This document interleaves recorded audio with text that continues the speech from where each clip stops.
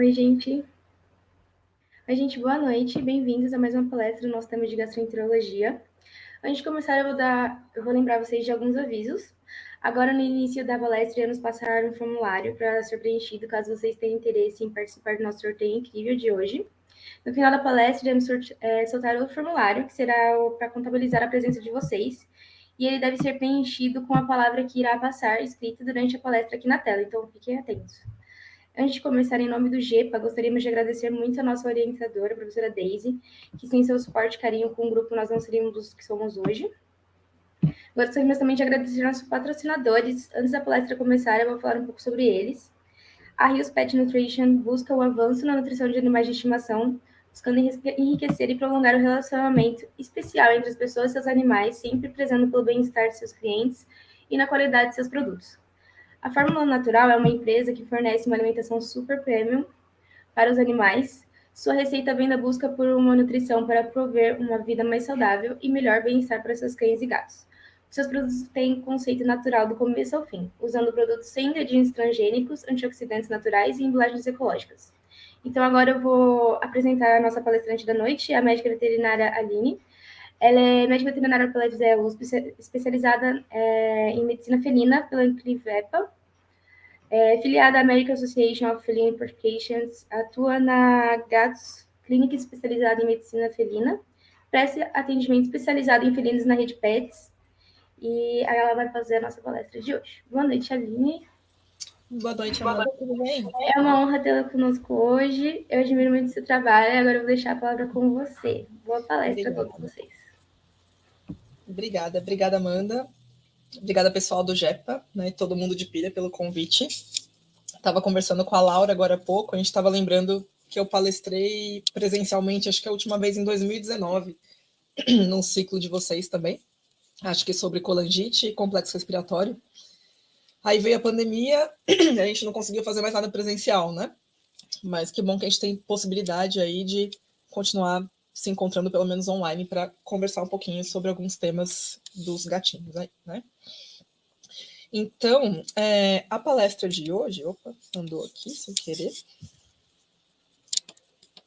Primeiro, a palestra de hoje ela vai estar bem interligada com a palestra que vocês tiveram recentemente com a doutora Andrea, né, sobre tríade.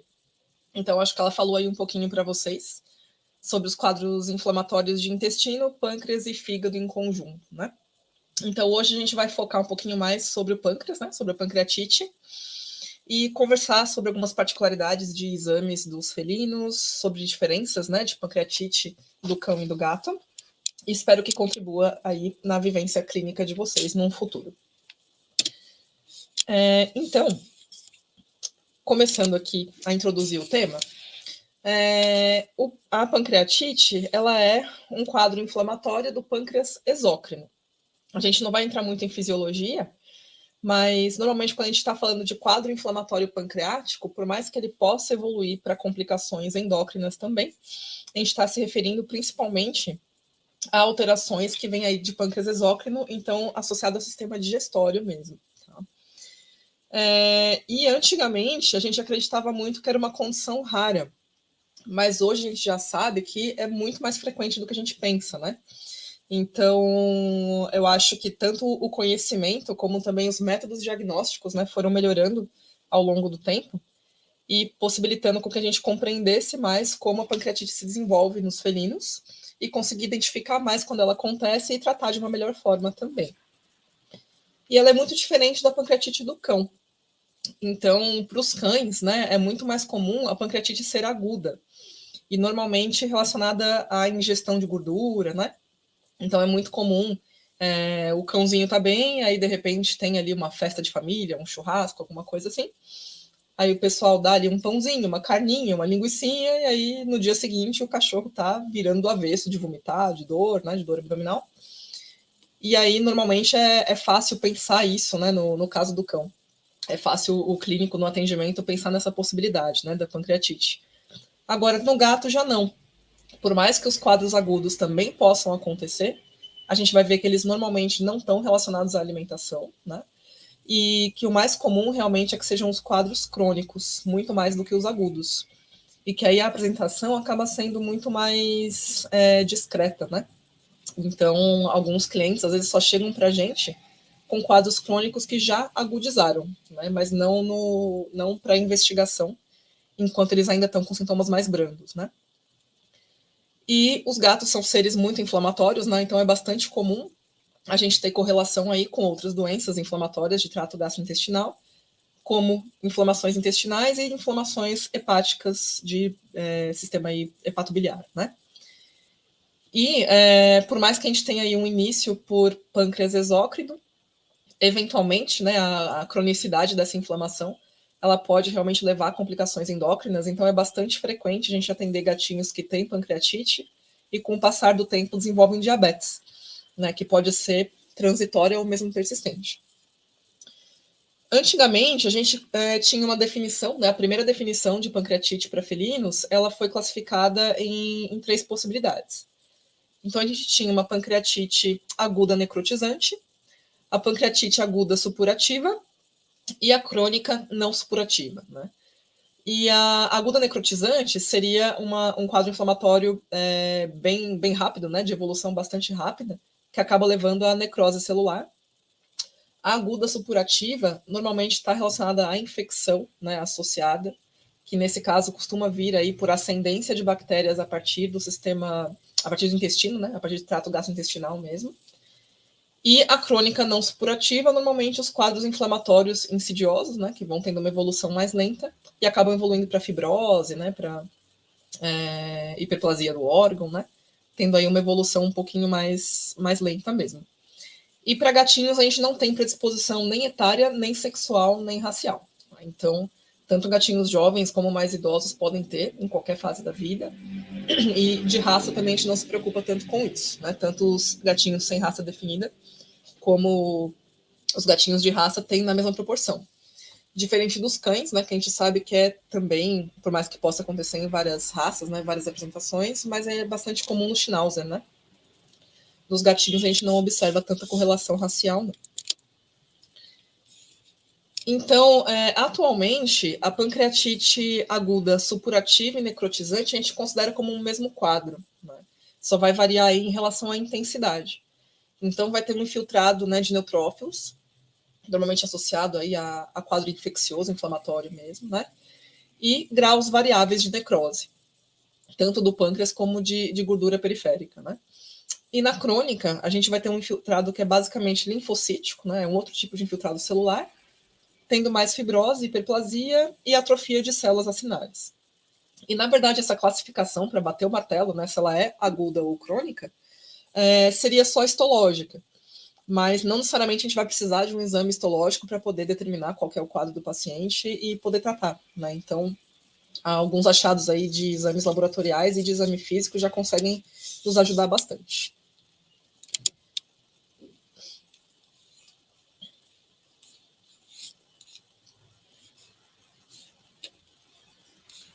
Deixa eu ver se passou aí para vocês, que para mim travou aqui. Pronto. Travou aqui para mim, não sei se travou para vocês. Então, a etiologia, né, a causa da pancreatite, nos felinos, na grande maioria dos casos, ela é desconhecida. A gente tem alguns fatores que a gente sabe que podem predispor, mas não é uma situação em que a gente consiga afirmar que, se não houvesse esses fatores, esse paciente não teria de forma alguma pancreatite, né?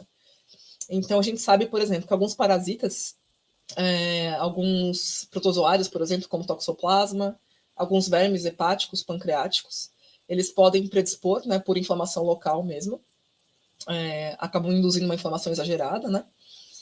E tem algumas teorias também de que alguns vírus que são comuns nos felinos, eles também podem acabar desencadeando esse quadro. Então, o coronavírus entérico, o parvovírus, né, vírus da panleucopenia, o herpes, o calicivírus, né? Mas no caso desses, aí são só teorias, a gente não tem nenhuma comprovação, até porque é difícil em algumas situações, porque o herpes, por exemplo, a grande maioria da população felina é portadora, né?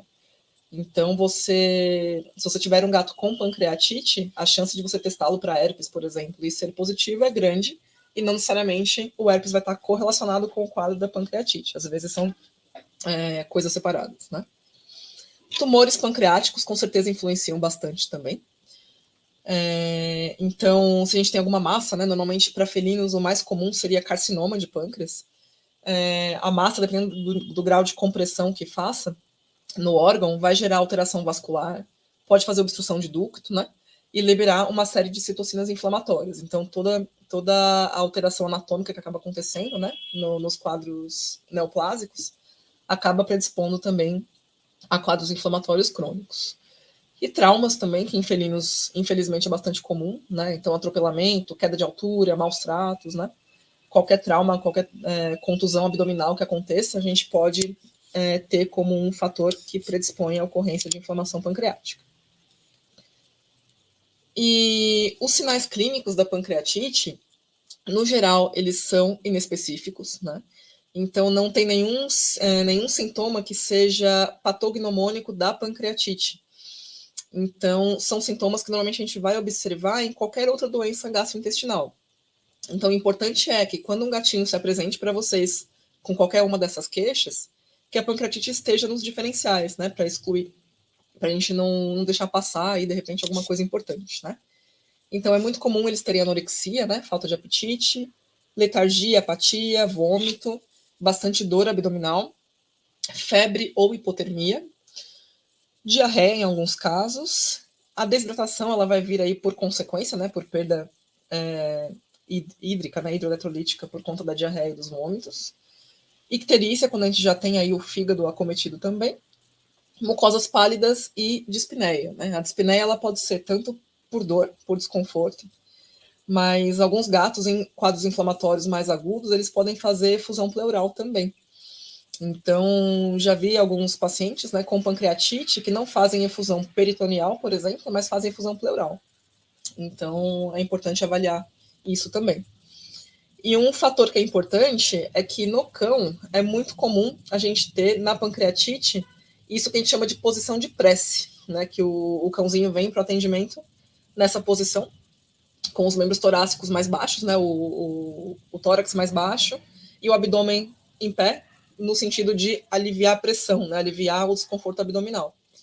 E como a pancreatite no cão costuma ser mais aguda e gera uma dor muito forte, né? Muito importante, eles acabam fazendo essa posição, que a gente chama de posição de prece, justamente para aliviar.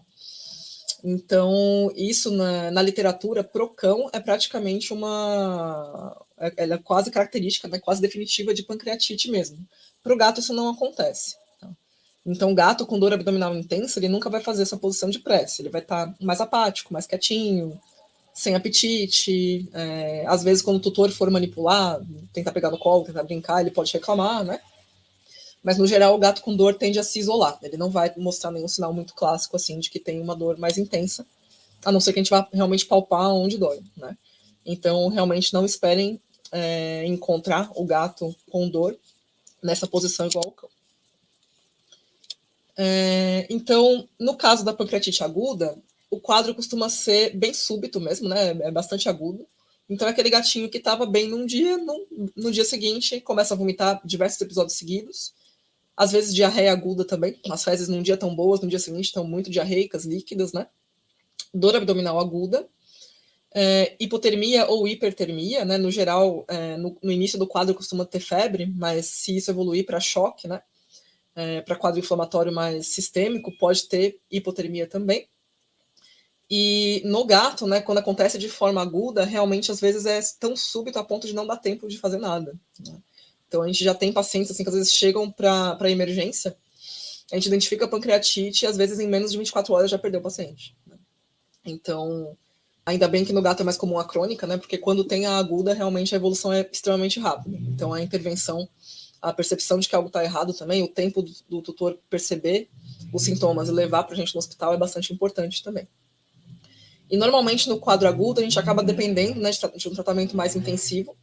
Então, a grande maioria desses pacientes vai precisar mesmo estar internado, né? Até porque se tem muito vômito, a gente não vai conseguir manter muita medicação de via oral em casa, hidratar, né? Fazer medicação para dor. Então, é importante que, pelo menos nos primeiros momentos, né? Nos primeiros dias, esse paciente consiga receber um suporte adequado, que acaba sendo mais fácil de fazer na internação mesmo.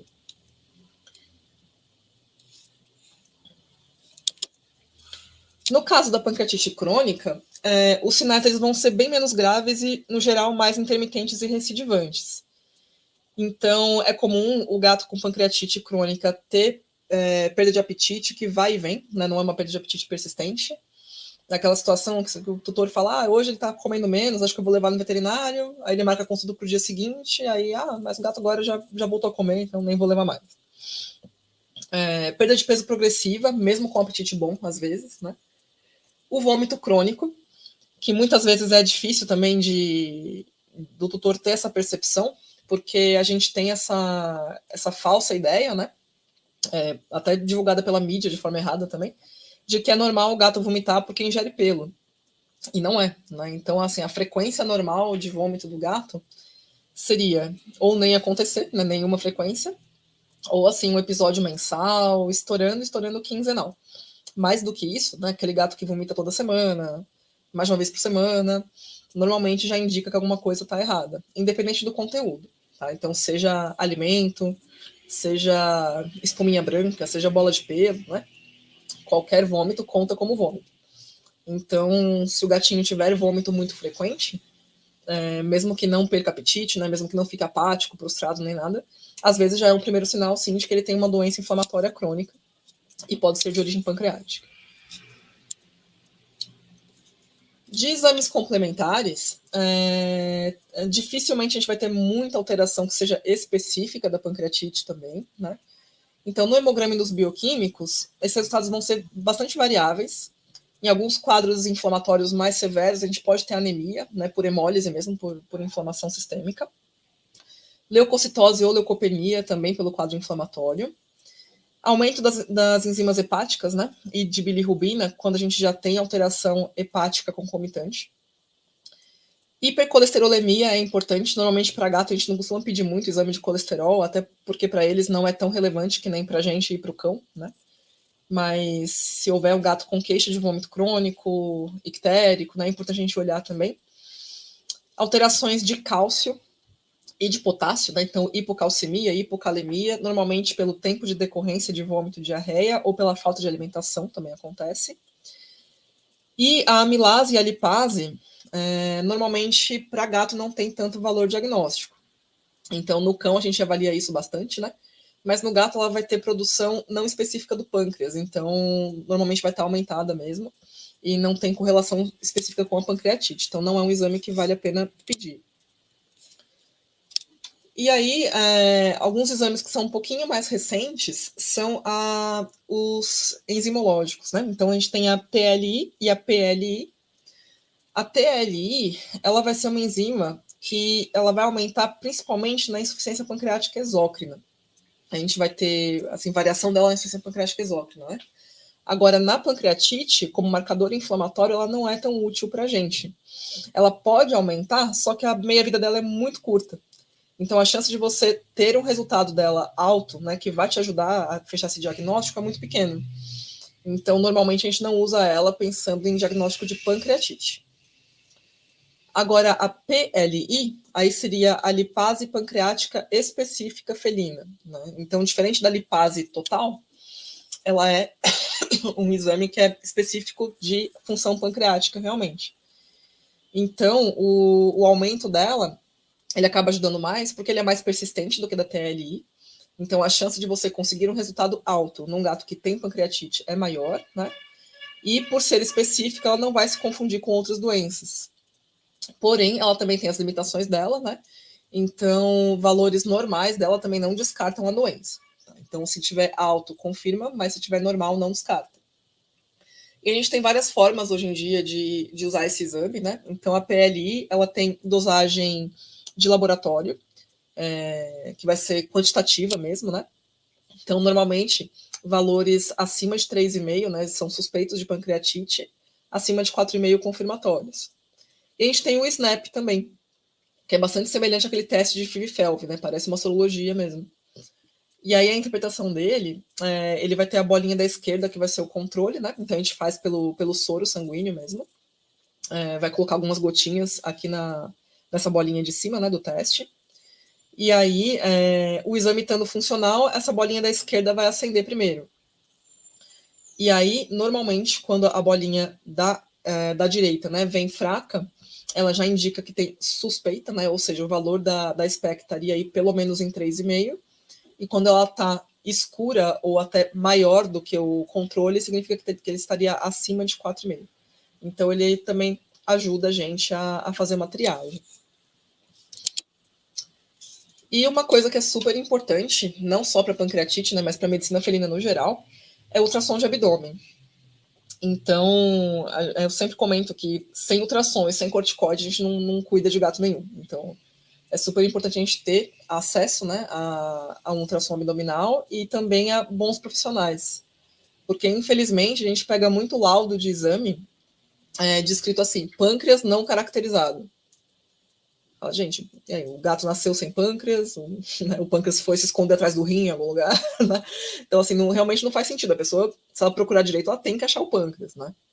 Então, se algum dia vocês pegarem um laudo falando pâncreas não caracterizado, troquem de ultrassonografista, porque tem que achar, sim, o pâncreas. Tá? E aí, na pancreatite, a gente vai ter o pâncreas ou hiper ou hipoecogênico. Normalmente, quando a pancreatite é aguda, ele vai estar mais para hipoecogênico. Quando é crônica, vai estar mais para hiper. Ele pode ou não estar espessado, né? Então, o normal para felinos, a gente costuma medir o pâncreas na imagem, né, no ramo direito, esquerdo e do corpo. Em qualquer um desses segmentos, o normal seria até 0,7 centímetros. O mesentério, ao redor dele, pode estar reativo nos quadros agudos, pode ter peritonite focal ou líquido livre por reação inflamatória exagerada também. E pode ajudar a gente também a entender algumas outras causas, né? Então, por exemplo, gatinhos que têm quadros que são mais crônicos, é comum que eles já tenham cistos pancreáticos, pseudocistos, ou mesmo abscesso, né? Ou neoplasias, às vezes o gato está com sintomas de pancreatite, mas a causa de base, né, o que gerou a inflamação, como a gente estava falando no começo, pode ser um tumor, né, pode ser uma neoplasia. Áreas de fibrose são perceptíveis também, e ajuda a gente a entender se esse quadro inflamatório está sendo só do pâncreas ou também de intestino, né, e fígado, vias biliares. Então aqui, só para exemplificar, a ecogenicidade que seria normal do pâncreas, né, seria um cinza claro, que é bem semelhante à ecogenicidade da gordura que teria ao redor. Então, quando a gente tem essa ecogenicidade maior ou menor, né, do que a gordura que está ali próxima, indica algum quadro inflamatório aí, ou agudo ou crônico, né? Então, no caso desse primeiro exame aqui, desse paciente, esse pâncreas está espessado, né? Então, o normal seria até 0,7. Ele está com 1,22, né, de espessura. A coloração dele está reduzida, né? A ecogenicidade dele está diminuída. Ele está um pouco mais preto do que deveria, né? Se você comparar com as imagens ali ao redor. Então, normalmente, quando ele está assim hipoecogênico, é bem característico, né? E aumentado também de quadros agudos.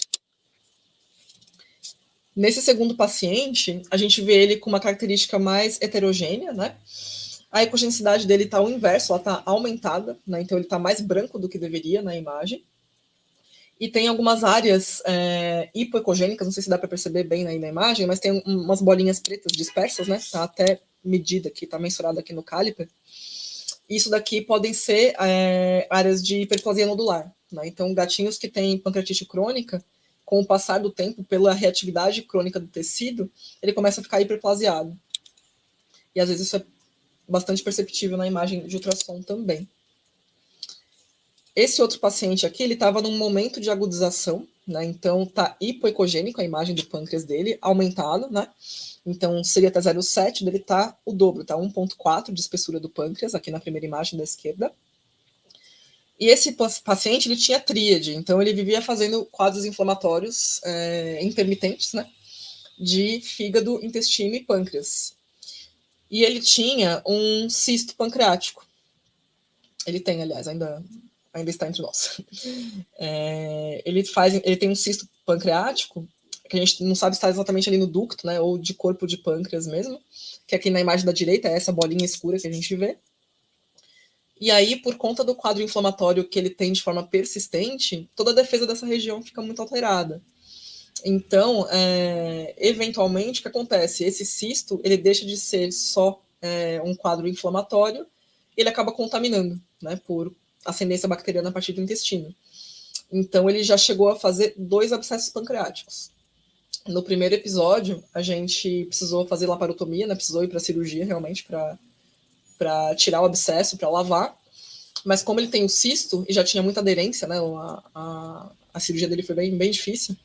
A gente acabou. Tinha outra área, né? Que tinha um outro cisto. Esse outro cisto ficou, não tinha como mexer. E aí vira e mexe, ele enche de conteúdo.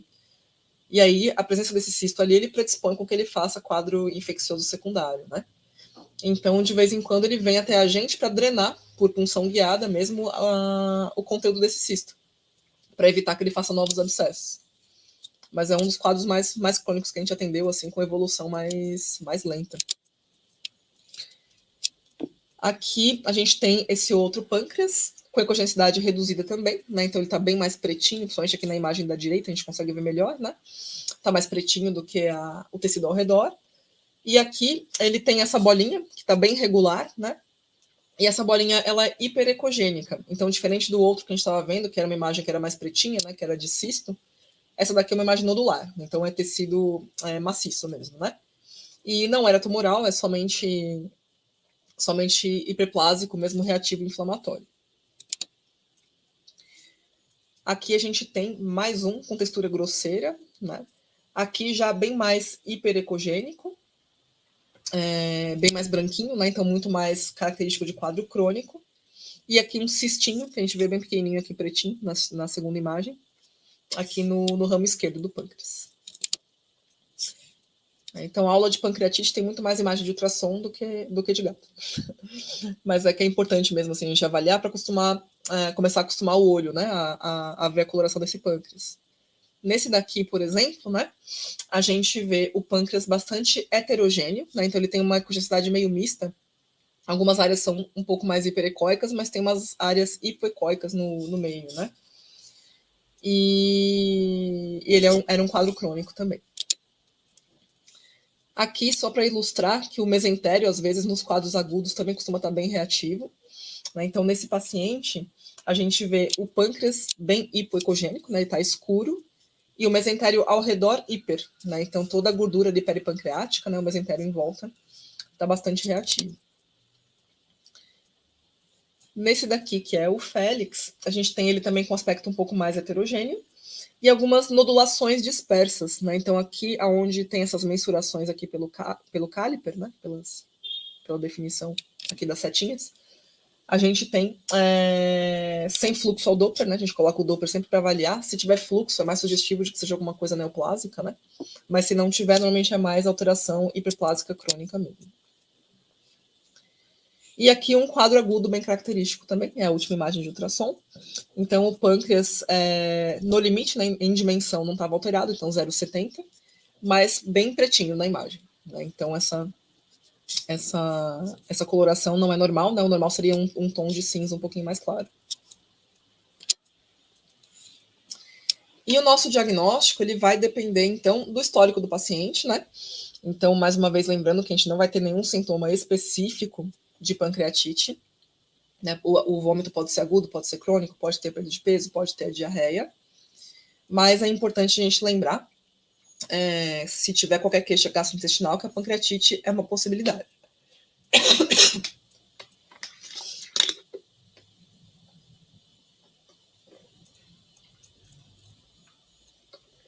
De exame físico, é importante avaliar o desconforto abdominal, né? Então, o gato dificilmente vai demonstrar dor em casa. Então, é importante na palpação de abdômen a gente entender, né, se esse paciente reclama, se tem algum ponto que ele sente mais, se está com o abdômen rígido, né? Se parece ter líquido livre, às vezes a gente sente também uma consistência mais flutuante, né? Como nos quadros inflamatórios que são mais agudos. E os achados de exames complementares. Então, de novo, né, hemograma, a gente pode ter anemia, pode ter leucocitose, leucopenia, alteração de enzima hepática, alteração de sódio, de potássio, de cálcio.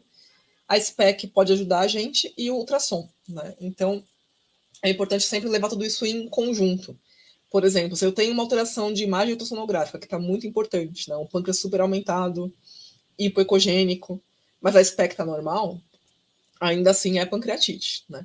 Então, todos esses pontos, todos esses fatores são importantes para a gente analisar em conjunto. E a biópsia pancreática seria nosso diagnóstico definitivo. Nos quadros crônicos, às vezes é possível, né? Que aí o gato normalmente está mais estável.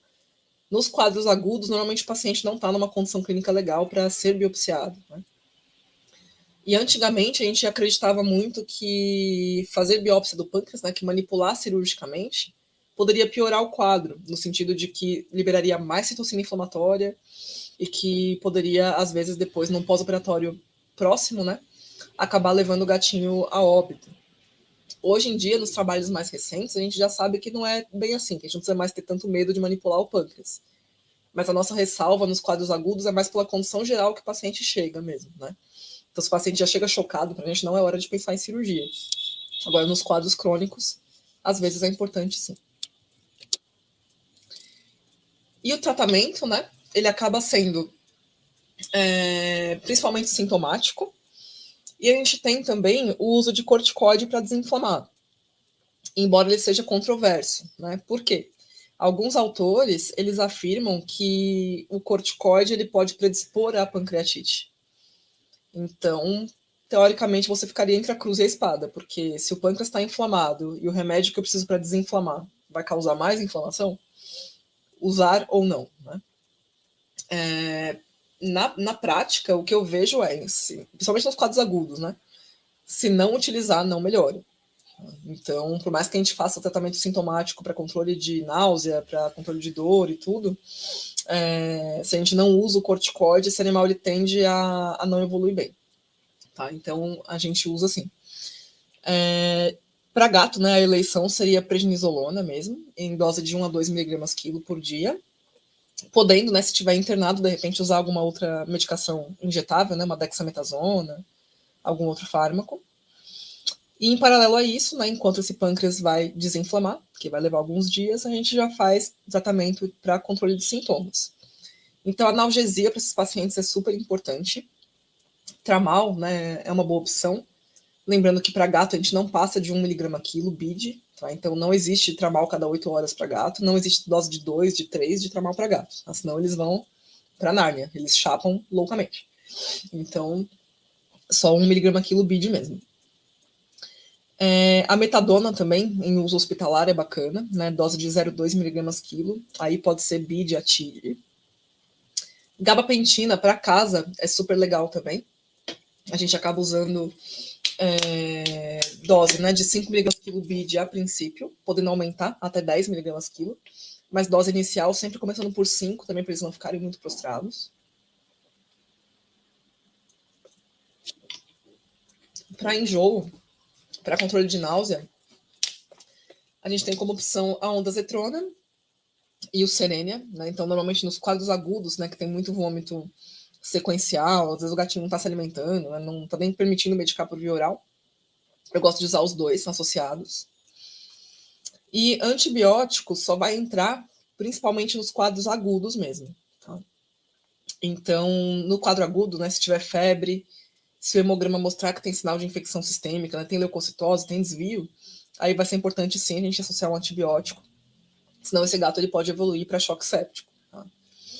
E aí as opções legais seriam metronidazol, por já ser uma opção bacana para trato gastrointestinal, né? Então, normalmente, como as infecções pancreáticas acabam sendo secundárias, né? A ascensão bacteriana a partir do intestino, é importante a gente usar algo que atue bem nessa região. Aí, só lembrando que a dose pode ser de 7,5 a 15 miligramas quilo de 12 em 12 horas. Se o gatinho tiver sinais de doença hepática associada, aí é importante fazer dose menorzinha, tá? Então fica mais para 7,5. Se função hepática estiver ok, não tiver ictérico, aí pode ser 15. Amox com clavulanato também. E em casos mais graves, né, se já tiver indícios de choque séptico, por exemplo, é interessante já entrar com uma quinolona também. Tá? Aí a marbofloxacina é uma boa opção. Estimulante de apetite é interessante também. Então a mirtazapina, por exemplo, né, que é o Mirtz, em 2 mg gato em dias alternados. Ou o Cobavital, que é um pouco menos eficiente, mas também é uma opção interessante. Então, no quadro agudo, é importante monitorar esse paciente bem de perto. Tá?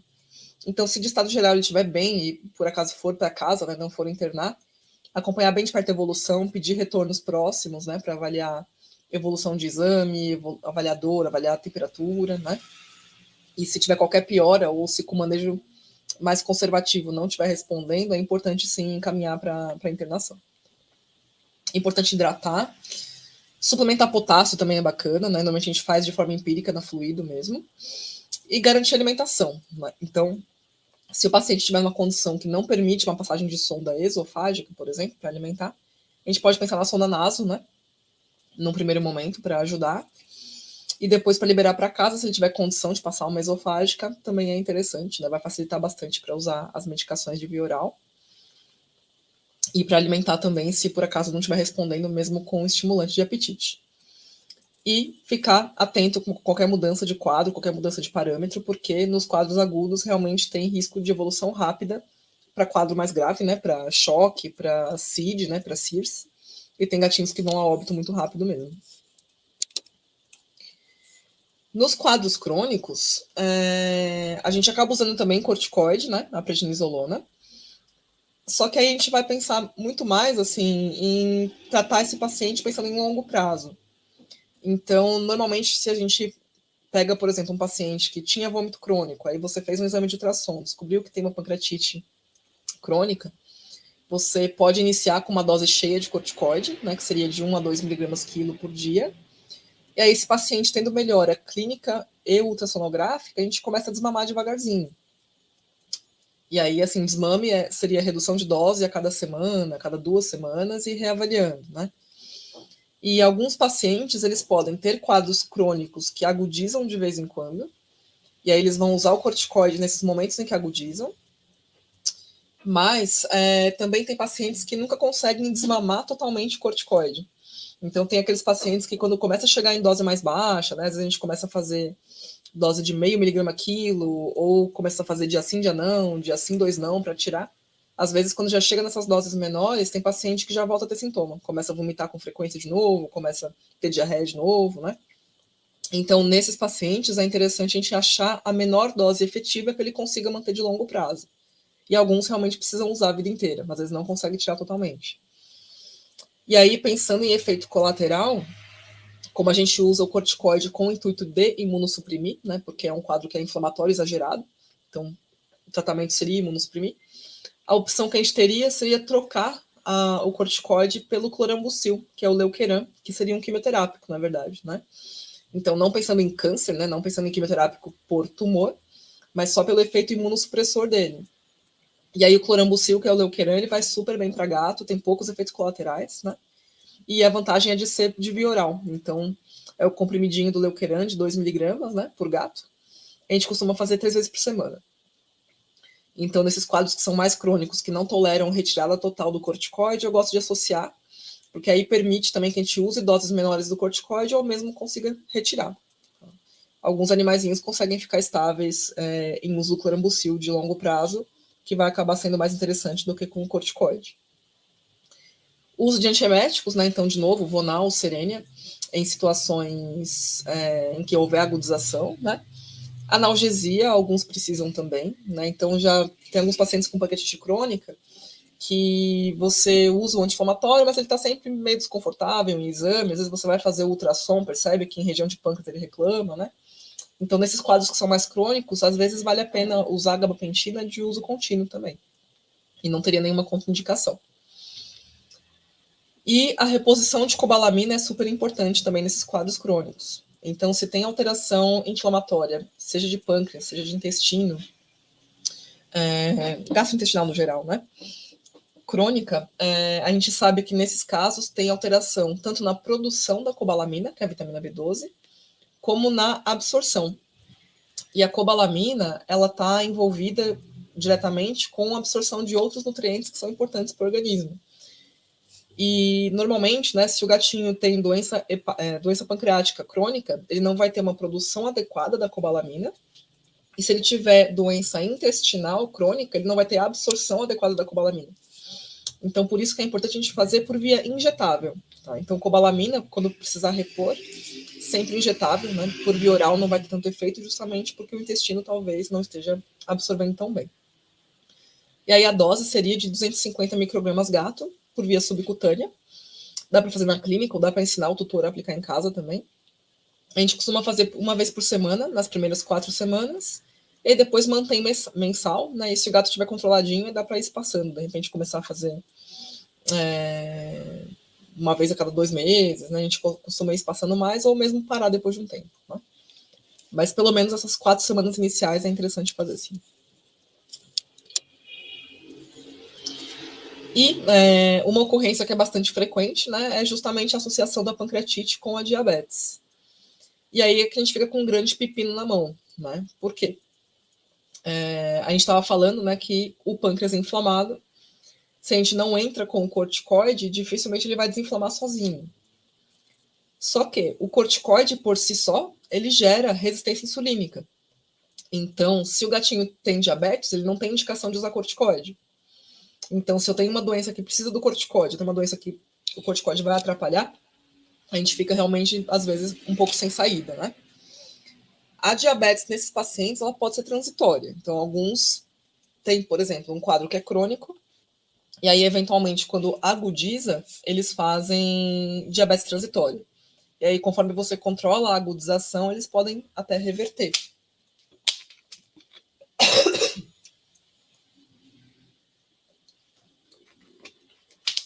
E aí, nesses casos, a gente vai precisar, né, fazer tratamento sintomático, de fato, então controlar a náusea, controlar a dor, e associar a insulina. Então, insulina para gato, aqui de forma rápida, né, porque a palestra não é sobre diabetes, né, é só sobre pancreatite, né, só para pontuar. Então, a insulina que a gente usa para gato é sempre a Lantus, né, que é a glargina, que é uma insulina de liberação mais lenta, né, ela não faz pico igual outras insulinas, como a NPH. E aí a dose que a gente vai usar vai ser de 0,25 a meia unidade por quilo, de 12 em 12 horas sempre. Tá? E aí, alguns gatinhos, se tiverem com tratamento sintomático e a insulina controlar a diabetes e melhorar a pancreatite, ok. Né? Agora, alguns gatinhos, se a gente não mantém o corticoide, por mais que você consiga controlar a diabetes com a insulina, a pancreatite, o quadro inflamatório em si não regride. Então, alguns pacientes a gente acaba tendo que lançar mão, né, assumir realmente o risco, né, assumir o pepino e usar as duas coisas em paralelo. Né? Então, nesse caso, sempre usar a menor dose de corticoide que você consiga lançar mão para controlar sintoma, né, para desinflamar, para bloquear a náusea, bloquear a dor, e a insulina em paralelo. E monitorar a glicemia por meio de mensurações de curva glicêmica. Então, o que seria curva glicêmica? Seria em dias pontuais, né? A gente mensurar de hora em hora a glicemia desse paciente. Então, por exemplo, começou a usar insulina, uma vez por semana a gente faz, né, escolhe um dia da semana, e aí o tutor começa a mensurar do momento da insulina da manhã, e aí vai mensurando de hora em hora até a insulina da noite, por exemplo. Né? E aí, baseado nisso, a gente consegue entender em que momentos que esse paciente tem valores maiores, se a dose de insulina está adequada, se precisa ajustar, né? E aí, com isso, não precisa ficar todo dia medindo a glicemia do gatinho, né? Pode só fazer a curva de vez em quando para ver em que momento, em que ponto que eu preciso ajustar a dose e acompanhar. E ainda mais quando é associado à pancreatite, é importante fazer esse monitoramento, porque se ele reverte a diabetes e você continua aplicando a insulina, ele pode fazer hipoglicemia. Então, esse acompanhamento tem que ser mais ou menos próximo mesmo.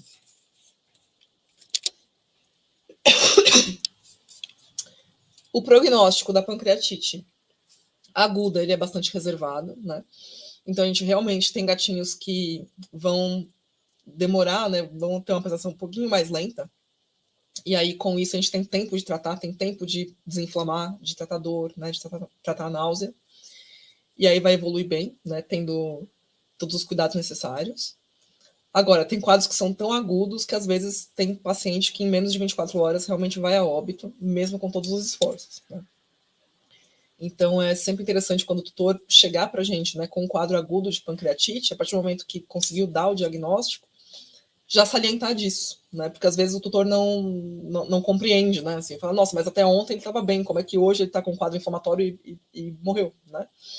E realmente acontece, infelizmente. Então é sempre bom deixar o tutor ciente mesmo. Quando é agudo, sempre pinta de preto, que se der bom, ótimo, né? Mas se der ruim, pelo menos a pessoa já está preparada para aquilo.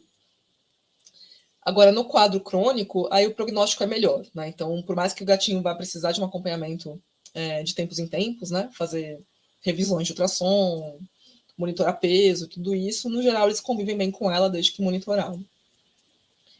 E aí as principais complicações que a gente tem associadas, né? Seriam a insuficiência pancreática exócrina, que em quadros crônicos às vezes evolui para isso, e a diabetes. E aí, para a gente concluir a nossa conversa, então, lembrando, né, que a pancreatite nos gatinhos, ela pode ser aguda ou crônica, sendo que a aguda normalmente tem uma evolução muito rápida e ruim, mas felizmente é menos frequente, é muito mais frequente a gente ter a pancreatite crônica, né, que vai ter um prognóstico melhor. Ela é bastante subdiagnosticada, né, tanto por desconhecimento, né, da comunidade veterinária como um geral, né, a gente acaba não pensando nisso para gato muitas vezes. E a etiologia, né, as causas ainda são pouquíssimo compreendidas, então a gente sabe que tem algumas causas que são mais evidentes, né, como o caso de neoplasia, caso de infecção, mas realmente a gente não sabe, não tem uma noção do todo, né, se existem outros fatores, de repente alimentares, né, que a gente não conheça. Até onde se sabe, ela costuma ser mais idiopática, né, um quadro inflamatório idiopático, sem causa aparente. Os sintomas, né, e os achados de exame laboratorial vão sendo específicos, com exceção aí da PLI, né. Então, o diagnóstico definitivo ele vai ser histopatológico, por biópsia, que nem sempre vai ser interessante a gente fazer, justamente pela questão do quadro geral que o paciente se apresenta para a gente, né? Então, se tiver uma condição geral ruim, não seria nossa primeira opção de exame, né? Mas a FPLI, que é a nossa SPEC, né? A enzima pancreática específica, lipase pancreática específica, ela ajuda bastante no diagnóstico. E tem uma boa sensibilidade, sempre associada com ultrassom. Tá? Então, tem alteração da SPEC, do ultrassom não, é pancreatite. Tem alteração do ultrassom da SPEC não, é pancreatite do mesmo jeito também. Tá? Então, sempre os dois em paralelo. E o tratamento, então, ele vai ser principalmente sintomático, controle de náusea, de diarreia, de dor, e com imunossupressores. Né? Então, o corticoide aí fica como controverso por literatura, né? Mas na prática, realmente, a gente não tem muito como fugir de usá-la. E eu deixei aqui para vocês alguma sugestão de literatura também. Tá? O mais interessante desses três é esse do meio aqui, esse de 2014, que é uma revisão, né, que foi publicada no Journal of Lyme Medicine and Surgery, que fala justamente sobre todos esses pontos que a gente estava abordando. Né? O quadro do agudo versus crônico, comparando com o cão, os achados possíveis de exame, né? Como suspeitar, quando suspeitar, como diagnosticar, como abordar. Né? Então, se vocês tiverem oportunidade, baixem esse artigo, que ele é bem interessante. Se alguém não encontrar, né, não tiver acesso e quiser me pedir, é só me mandar um e-mail ou mandar um direct no Instagram, que eu tenho ele na íntegra para passar para vocês. E eu deixo aqui no final os meus contatos. Tá? Então, tem o meu e-mail para contato, tem o meu Instagram também, quiser adicionar. Tiver qualquer dúvida sobre a palestra, se por acaso não quiser manifestar aqui, né, pode me avisar. E eu agradeço muito a atenção de vocês. A palestra de pancreatite ela acaba não sendo muito longa, realmente, porque a gente não tem muita informação de literatura para gato, né? Mas é importante vocês lembrarem que ela existe, né? Que o pâncreas está lá e ele é reativo. Então, sempre que tiver aí qualquer quadro gastrointestinal em felinos, é importante sim ela estar entre os diferenciais de vocês. Tá bom? Obrigada pela atenção.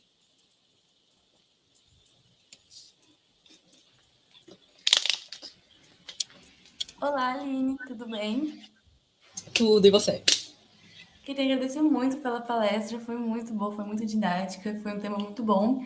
E agora a gente vai começar a fazer algumas perguntinhas que ocorreram durante a palestra, tudo bem? Sim. Tá bom. Ela vai passar aqui. Então, a Ariel está perguntando: o exame de TLI seria usado em casos de pancreatite aguda, por ser um teste com baixa sensibilidade? Como ele tem a meia-vida curta, ela pode estar aumentada na pancreatite aguda, mas não é uma regra, né? Então, não é um teste que a gente usa muito para pancreatite. A gente usa ele mais para insuficiência pancreática exócrina. Então, aquele gatinho que já tem uma pancreatite, às vezes até o inverso, até mais a crônica, e aí de repente começa com uma diarreia que não resolve, perda de peso muito persistente, né? Às vezes a gente já suspeita que talvez o pâncreas ele já esteja insuficiente. Aí nesse caso a gente usa TLI e aí nesse ponto ele estaria baixo, né? Mas assim, esperar encontrar ela alta no quadro agudo, ela pode acontecer, mas não é uma obrigatoriedade, né? Então ela dar normal não exclui a pancreatite aguda. Por isso que ela não é um teste que é muito indicado, né? A gente usa mais a SPEC mesmo, a PLI. PLI, Ele vai ser mais sensível. A próxima pergunta você já acabou respondendo, que qual seria indicado usar a TLI ou a PLI, então Isso. a TLI PLI, a gente acaba usando mais na suspeita, né, de insuficiência pancreática exócrina, né? Tá. Se suspeitar de pancreatite, a PLI vai ser melhor. Tá, agora a pergunta da Daisy, nossa professora orientadora. Ela pergunta, nos gatos com pancreatite crônica, o uso de prednisolona é feito devido à característica inflamatória da doença, certo? Isso. Né? Então, no caso da pancreatite crônica, o infiltrado ele é linfocítico, principalmente, né? Então, se é inflamatório, por mais que a gente não saiba exatamente a origem, né, costuma ser idiopático, mesmo nos casos crônicos, a gente usa a prednisolona para imunossuprimir mesmo, né, para desinflamar. E aí, por ser crônico, alguns gatos realmente não conseguem ficar totalmente sem. Ah, sim. Saudades da Daisy, inclusive. Daisy. A outra pergunta dela. O corticoide é sempre indicado? O corticoide pode influenciar a atividade da insulina. Não é um problema? Sim. É um grande problema, né? Inclusive, essa é a nossa dificuldade, né? O que a gente vê? Se o gato, por exemplo, se ele é só diabético, não tem quadro pancreático inflamatório associado, não tem outros quadros, ok. Agora, sim, se ele é diabético, ficou diabético, secundário a um quadro inflamatório pancreático, às vezes, enquanto você não desinflama esse pâncreas, a diabetes também não controla. Então, por mais que o corticoide vai influenciar a resposta à insulina, ele às vezes vai te ajudar a controlar a inflamação do pâncreas e aí, consequentemente, a diabetes acaba ajustando também. Né? Mas aí é realmente questão de uso em paralelo e ajuste. Então, por exemplo, aquele gatinho que precisa da insulina, que não consegue ficar sem corticoide, ele normalmente vai precisar de doses muito mais altas de insulina do que um gato que é diabético e não usa o corticoide, por exemplo, né? Mas é sempre preferível usar separado, mas quando não é possível, infelizmente, a gente acaba usando junto, sim. Acaba usando em associação. Sim. Vamos ver. Temos mais perguntas. Outra pergunta da Ariel. Em caso de pancreatite e diabetes, poderia usar outros imunossupressores que não seja corticoide, como usado em casos crônicos? Pode usar o clorambucil, que é o leukeran, né? Então, se o gato controla bem com clorambucil sem precisar da prednisolona, seria o melhor dos mundos. Né? Aí já usa o clorambucil direto, e a insulina junto, e aí o clorambucil não vai afetar a resposta insulínica. Agora, tem animais, por exemplo, que eles já estão com clorambucil, são diabéticos, estão usando insulina, e aí eles fazem um quadro agudo, né? no meio do quadro crônico. Né? Se eles estão crônicos controlados, de repente eles agudizam por algum motivo. Sim. Aí se ele já está com clorambucil, se ele já está diabético com insulina e ainda assim agudizou, você não tem como não usar o corticoide. Né? Mas é sempre preferível, sim, se possível, não usar. Sim. Agora, acho que acabou as perguntas por agora. Eu queria muito... Tem muitos comentários bons, muitos comentários bons, muitos elogios no chat.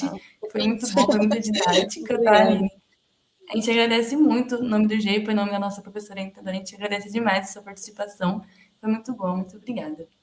Obrigada, eu que agradeço o convite de vocês. Sempre bom, mesmo à distância, voltar para casa, né? Sim. Então, saudades da Fiséia, saudades da professora Daisy, de vocês aí. Então, se quiserem conversar sobre gatos, sobre outros temas, é só convidar, que estou sempre à disposição. Tá bom. Muito obrigada, viu? Nada, imagina.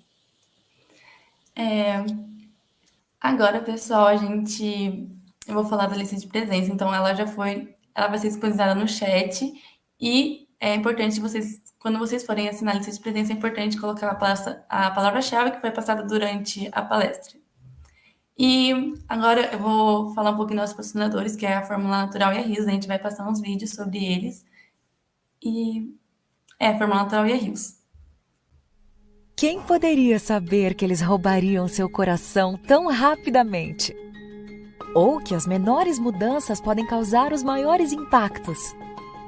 Quem imaginaria que o que nós nutrimos pode ajudar a superar o passado e até mesmo criar um futuro melhor? Você. E nós também. Na Rios, estamos sempre pensando à frente, para que você possa aproveitar o agora.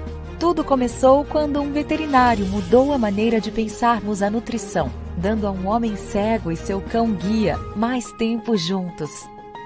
Foi quando vimos com clareza que os alimentos não são criados da mesma forma. A nutrição certa pode manter a esperança viva e dar uma segunda chance aos pets sem lar. Ela pode ser a diferença entre sobreviver e prosperar. A comida deve fazer mais do que somente sustentar a vida. Ela deve inspirar a viver. Rios, um passo à frente para nutrir o melhor da vida.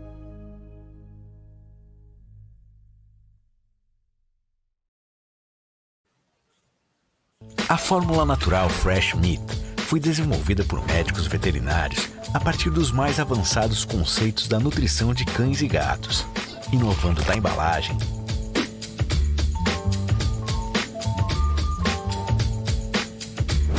até seus ingredientes. Uma linha de alimentos que oferece saúde, bem-estar, longevidade e agrada aos paladares dos pets mais exigentes. Livres de grãos e sem ingredientes transgênicos, a fórmula natural Fresh Meat tem como diferencial a presença de carne fresca em sua composição, reunindo proteínas de alta qualidade e fontes diferenciadas de carboidrato. Além de não possuir aromatizantes artificiais e corantes, contém antioxidantes naturais e oferece prebióticos para o equilíbrio da flora intestinal. Sua composição auxilia também a saúde das articulações do seu melhor amigo e promove pelos macios e brilhantes. Fórmula natural Fresh Meat. Nutrição avançada está em nosso DNA. Olá, gente, estamos de volta. Então, agora a gente vai fazer o sorteio. É importante, eu vou falar já para vocês que é importante que o sorteado se manifeste no chat e depois que ele entre em contato com o Gepa pelo Instagram ou pelo e-mail. E agora a gente vai compartilhar a tela para fazer nosso sorteio.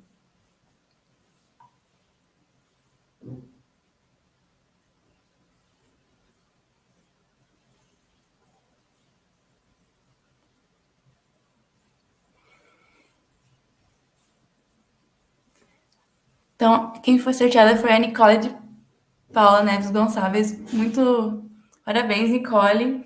Então, você, por favor, manifeste no chat e entre em contato com o Gepa pelas redes sociais. Agora, eu vou encerrar a palestra. Eu quero agradecer a todos os ouvintes que estavam aqui com a gente e reforçar que daqui 2 semanas temos a palestra de pancreatites em cães. Então, esperamos a presença de todos. Muito obrigada e boa noite.